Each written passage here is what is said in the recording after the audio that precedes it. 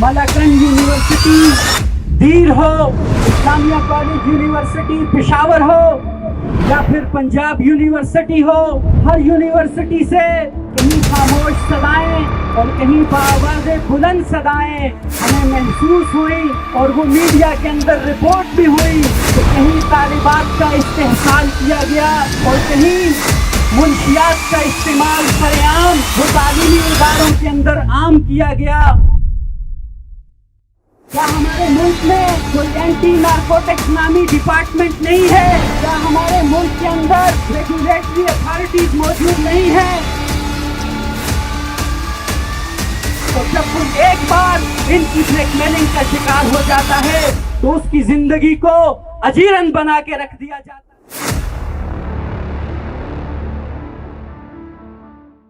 اعوذ باللہ من الشیطان الرجیم، بسم اللہ الرحمن الرحیم۔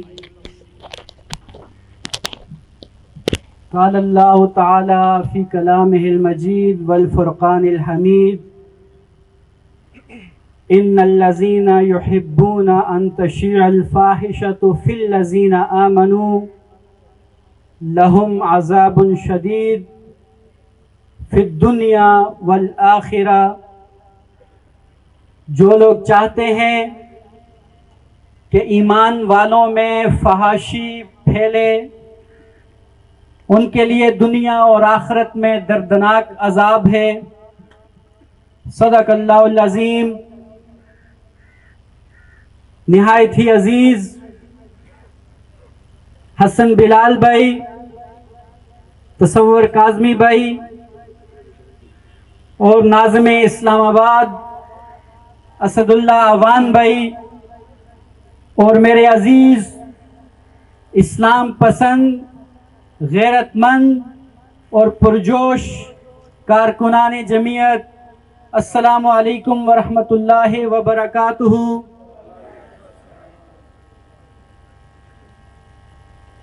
میں کس کے ہاتھ پہ اپنا لہو تلاش کروں کہ سارے شہر نے پہنے ہوئے ہیں دستانے، ہمیں خود بھی یہ بہت عجیب لگ رہا ہے۔ بحیثیت قوم، بحیثیت ملت اور اسلامی جمہوریہ پاکستان کے شہری ہونے کی حیثیت سے ہمیں شرم محسوس ہو رہی ہے کہ ہم علم و امن کے مراکز کے خلاف، معماران قوم کے خلاف، اپنے کرتا درتاؤں کے خلاف ایک ایسے واقعے پہ سراپا احتجاج ہیں کہ جس کی اسلامی معاشرے کے اندر کوئی نظیر نہیں ملتی ہے۔ یہ واقعہ صرف اسلامیہ یونیورسٹی بہاولپور کا نہیں ہے۔ آپ گزشتہ کچھ سالوں کا تجزیہ کریں، رپورٹس پڑھیں، اخبارات کی ہیڈ لائنز دیکھیں، یا پھر جن تعلیمی اداروں کے میں اور آپ مسکن ہیں وہاں پر ہم معلوم کریں تو گزشتہ سال گومل یونیورسٹی ڈیرہ اسماعیل خان ہو، ملاکنڈ یونیورسٹی دیر ہو، اسلامیہ کالج یونیورسٹی پشاور ہو یا پھر پنجاب یونیورسٹی ہو، ہر یونیورسٹی سے کہیں خاموش صدائیں اور کہیں بآواز بلند صدائیں ہمیں محسوس ہوئی، اور وہ میڈیا کے اندر رپورٹ بھی ہوئی کہ کہیں طالبات کا استحصال کیا گیا اور کہیں منشیات کا استعمال سرعام وہ تعلیمی اداروں کے اندر عام کیا گیا۔ یہ تعلیمی ادارے کہ جنہیں ہم علم و امن کے مراکز کہتے ہیں، یہ تو فیشن کدے بن کر رہ گئے ہیں، یہ تو منشیات فروشی کے اڈے بن کر رہ گئے ہیں، اور ہمارے وہ تمام ادارے کہ جو اس کی سرپرستی کرتے ہیں، جو اس کے ذمہ دار ہیں، جن کے لیے ایک بھرپور بجٹ مختص ہوتا ہے، جن کی آسائشات زندگی کا سامان مہیا کیا جاتا ہے، جن کو بڑی بڑی تنخواہیں دی جاتی ہیں، وہ کیا کر رہے ہیں؟ وہ کہاں مر کے بیٹھے ہیں؟ کیا ہمارے ملک میں کوئی اینٹی نارکوٹکس نامی ڈپارٹمنٹ نہیں ہے؟ کیا اس کا بجٹ ایلوکیٹ نہیں ہوتا؟ کیا ہمارے ملک کے اندر ریگولیٹری اتھارٹیز موجود نہیں ہیں؟ اسلام آباد سے لے کر بہاولپور تک اور بہاولپور سے لے کے ٹنڈو والا یار تک ہر ضلع کے اندر ان کے باقاعدہ ادارے موجود ہوتے ہیں، لیکن سب کی ملی بھگت کے نتیجے میں یہ سارے غیر قانونی، یہ غیر شرعی اور یہ غیر آئینی اور یہ غیر اخلاقی کام وہ معاشرے میں تو عام تھے ہی تھے، اب اس سے ایک قدم آگے بڑھ کر تعلیمی ادارے اس کی آماجگاہ بن چکے ہیں۔ میرے عزیز طالب علم دوستوں اور ساتھیوں، میں آپ کو مبارکباد پیش کرتا ہوں، لیکن ایسے واقعات یکسر ہی تو نہیں ہو جاتے، ان کی بنیادوں میں کئی سال کی محنت بھی ہوتی ہے، کئی سال کی کارستانیاں بھی ہوتی ہیں۔ ان کی وجوہات پر ہم غور کریں تو سب سے پہلے ہم یونیورسٹیز کے اندر ٹیچرز کی اپائنمنٹ کو دیکھتے ہیں کہ جس کے اندر سفارش کو ملحوظ خاطر رکھا جاتا ہے، رشوت کو ملحوظ خاطر رکھا جاتا ہے، میرٹ کی پامالی عمل میں لائی جاتی ہے۔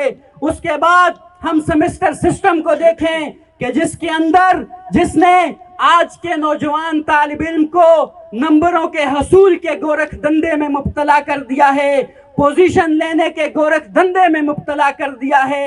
ہماری تعلیمی معیار، ہماری ان یونیورسٹیوں کی یہ ریسرچ کے اندر رینکنگ، سہولیات کے اندر رینکنگ، وہ کچھ بھی ہو، لیکن نمبر کے حصول کے لیے، پوزیشن کے حصول کے لیے یہ سیمسٹر سسٹم کے نتیجے میں طلبہ و طالبات کا استحصال کرتے ہیں، اور ہمارے نادان بہن بھائی وہ ان کے شکنجے میں آ جاتے ہیں۔ اور جب کوئی ایک بار ان کی بلیک میلنگ کا شکار ہو جاتا ہے تو اس کی زندگی کو اجیرن بنا کے رکھ دیا جاتا ہے۔ کچھ تو کیس ایسے ہوتے ہیں کہ جو میڈیا میں رپورٹ ہوتے ہیں، لیکن کئی سو کیس ایسے ہوتے ہیں کہ جو بدنامی کے ڈر سے، کہ جو بدنامی کے ڈر سے یا معاشرے میں رسوائی کے خوف سے وہ کسی کے ساتھ شیئر ہی نہیں ہو سکتے، وہ رپورٹ ہی نہیں ہو سکتے۔ کئی ایسے واقعات ہوتے ہیں کہ جس میں کسی طالبہ نے خودکشی کر لی ہوتی ہے، کئی ایسے واقعات ہوتے ہیں کہ جس میں کسی بھائی نے اپنی بہن کو قتل کر دیا ہوتا ہے۔ اس کے سارے شاخسانے وہ کہاں سے ملتے ہیں؟ افسوس ہم راولپنڈی کے اندر یا کسی پشاور شہر کے اندر کسی فلائی اوور کے نیچے بیٹھے ہوئے ان نشیوں کی بات نہیں کر رہے، بلکہ اس قوم کا مستقبل جن لوگوں سے جڑا ہوا ہے، جو ہمارا انٹیلیجنشیا ہے، جو ہمارا فیوچر ہے، ہم ان کی بات کر رہے ہیں، اور ان کو بنانے والے ان معماران قوم کی بات کر رہے ہیں کہ جن کو اللہ رب العالمین کے نبی مہرباں صلی اللہ علیہ وسلم کے پیشے سے ہم منسلک کرتے ہیں، جن کو ہم اس معاشرے کے محسنین کہتے ہیں۔ میرے عزیز دوستوں اور ساتھیوں، اس کا ذمہ دار کون ہے؟ جب ہم بات کرتے ہیں کہ خواتین کے لیے علیحدہ یونیورسٹیز ہونی چاہیے، مخلوط نظام تعلیم اس اسلامی معاشرے سے ختم ہونا چاہیے، عورت کو با اختیار بنانا چاہیے، اس کو الگ سہولیات دینی چاہیے، تو ہمیں بنیاد پرست کہا جاتا ہے۔ جب ہم بات کرتے ہیں کہ تعلیمی اداروں کے اندر ڈریس کوڈ ہونا چاہیے، تو ہمیں پتھر اور مٹی کے دور کے نظریہ رکھنے والے بنیاد پرست افراد اور گروہ کہا جاتا ہے۔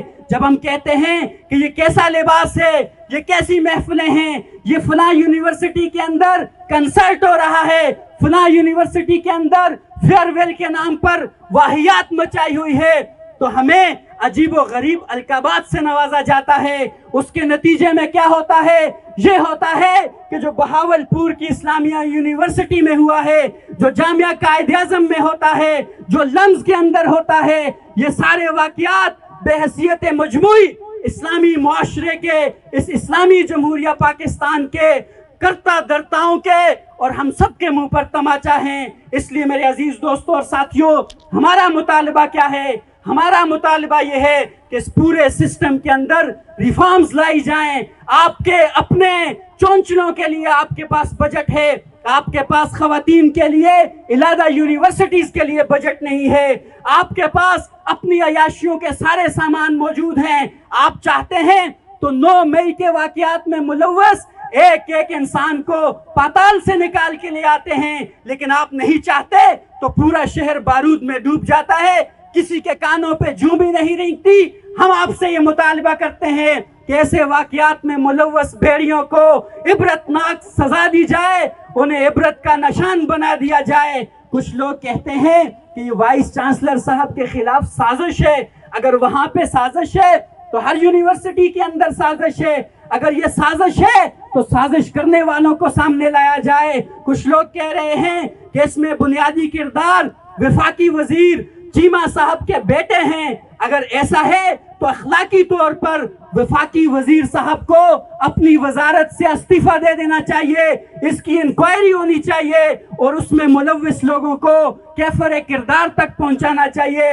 جامعات کے اندر اور اضلاع کی سطح پر ایسی کمیٹیوں کا قیام عمل میں لانا چاہیے کہ جس میں سول سوسائٹی کے شرفاء و عمائدین بھی ہوں، علماء کرام بھی ہوں اور یونیورسٹیز کی ایڈمنسٹریشن سے اساتذہ کرام بھی ہوں، کہ جب کوئی ایسا واقعہ رونما ہو تو کوئی بھی ہماری بہن وہ بلا خوف و جھجک ان کے پاس جا کے اپنی شکایت کو درج کرا سکے اور اپنے لیے انصاف کا حصول ممکن بنا سکے، اسے کسی بدنامی کا، کسی رسوائی کا خوف نہ ہو۔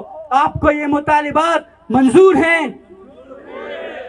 منظور ہیں؟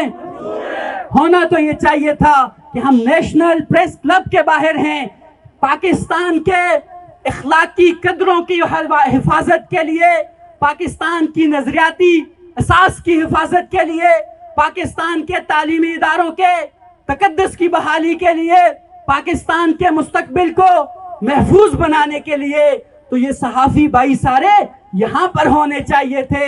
ان کی ترجیحات کیا ہیں، قوم کی ترجیحات کیا ہیں، آپ کو یہ اندازہ ہو رہا ہوگا۔ اس لیے میرے دوستو، اسلامی جمعیت طلبہ یہ اعلان کرتی ہے، حسن بلال بھائی نے بجا فرمایا ہے کہ جب تک ہم موجود ہیں پاکستان کے تعلیمی دنیا کے اندر انشاءاللہ کسی باطل اور لادین نظریے کو، کسی غیر اخلاقی قدروں کو، کسی اخلاق باختہ عوامل کو پروان نہیں چڑھنے دیں گے انشاءاللہ۔ اور ہم چوکوں اور چوراہوں کے اندر بھی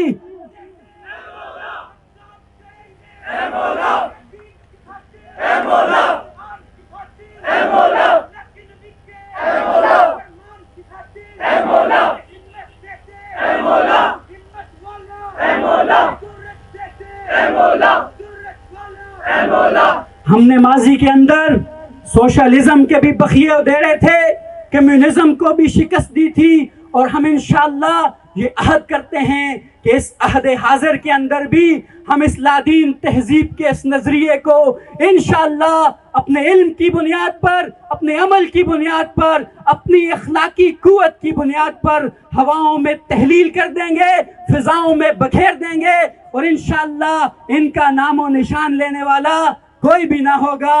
اس معاشرے کو آپ کے توسط سے کہنا چاہتا ہوں کہ بولنے پہ پابندی، سوچنے پہ تعزیریں، آج بھی غلامی کی پاؤں میں ہے زنجیریں، آج حرف آخر ہے بات چند لوگوں کی، دن ہے چند لوگوں کا، رات چند لوگوں کی، اٹھ کے درد مندوں کے صبح و شام بدلو بھی، جس میں تم نہیں شامل وہ نظام بدلو بھی۔ آپ سب کا بہت شکریہ کہ آپ نے ایمانی غیرت کا، حمیت کا ثبوت دیا اور ایک اہم مسئلے کے اوپر یہاں پر جمع ہوئے۔ اللہ تعالیٰ آپ کو جزائے خیر دے۔